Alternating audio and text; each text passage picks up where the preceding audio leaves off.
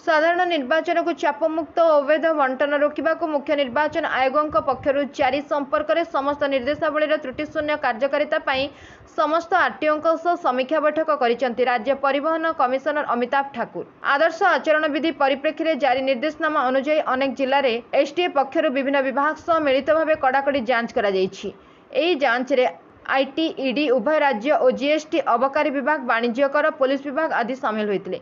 आज समीक्षा बैठक में राज्य परिवहन प्राधिकरण समस्त उच्च अधिकारी उपस्थित रही बेले राज्यर समस्त आरटीओ वीडियो कॉन्फ्रेंसिंग माध्यम जोड़ी होते।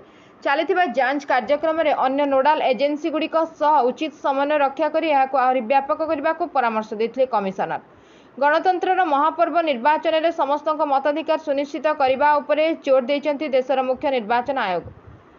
यही परिप्रेक्षी में परिवहन कमिशनर पक्षर विशेष निष्पत्ति निर्वाचन में कार्य व्यवहृत कौन गाड़ीर कर्मचारी जदि निज अंचल मतदान तारीख बाहर ब्लॉक रे नियुक्त हुंती तेबे से फॉर्म 12 व्यवहार करी पोस्टल बैलेट जरिया ड्यूटी थिबा पोलिंग केन्द्र रिटर्निंग ऑफिसर निकट में निजर मत दाखल करें। एथिपाई स्थानीय एडीएम ऑफिस फॉर्म संग्रह करने को हेबो बोली सूचना देछंती परिवहन कमिशनर।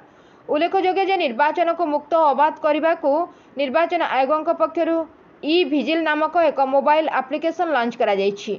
निर्वाचन में कौन त्रुटि देखागले साधारण नागरिक यह आप माध्यम अभियोग करें। Bureau report Ekamra news agency.